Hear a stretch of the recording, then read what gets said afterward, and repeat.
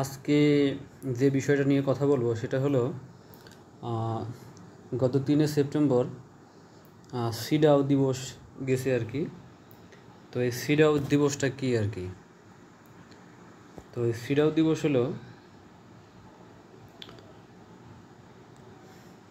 মহিলাদের জন্য নারীর প্রতি সকল প্রকার বৈষম্য বিলোপ সনদ গৃহীত হয়,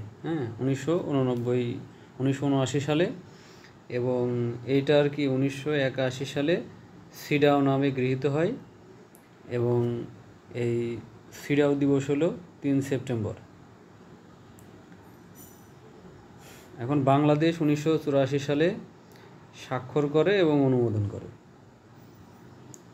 এরপরে বাংলাদেশ আসলে এর 30টা ধারা আছে, 30টা অনুচ্ছেদ আছে।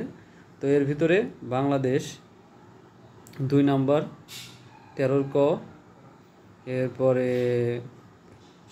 16 1 গ এবং চ, এই 4টা সংরক্ষণ করছিল আর কি।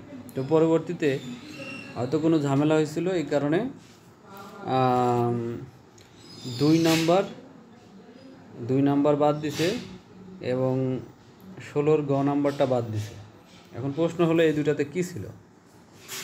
তো 2 নম্বরে ছিল হলো নারীর প্রতি সব ধরনের বৈষম্য নিরসনে আইনের সংস্কার ও প্রশাসনিক ব্যবস্থা নেওয়া। এবং 2 নম্বর 16 গতে 1 গতে ছিল বিয়ে ও পারিবারিক আইনে সম অধিকারের কথা বলা হয়। যদিও বাংলাদেশের মতো একটি কান্ট্রিতে এটা মানে খুবই ডিফিকাল্ট,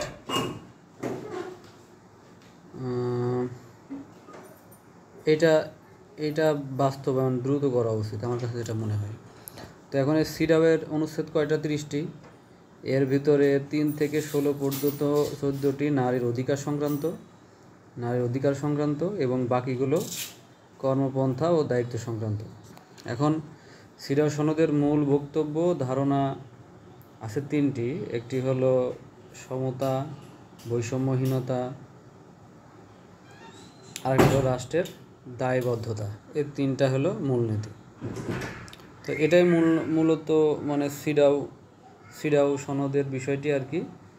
তো এখানে শুধু সিডাওয়ের ফুল মিনিংটা দেখে নিতে হবে, তাহলে মোটামুটি এখান থেকে কোনো কোশ্চেন আসলে সেটা আর কি পারা যাবে। ওকে, বাই বাই।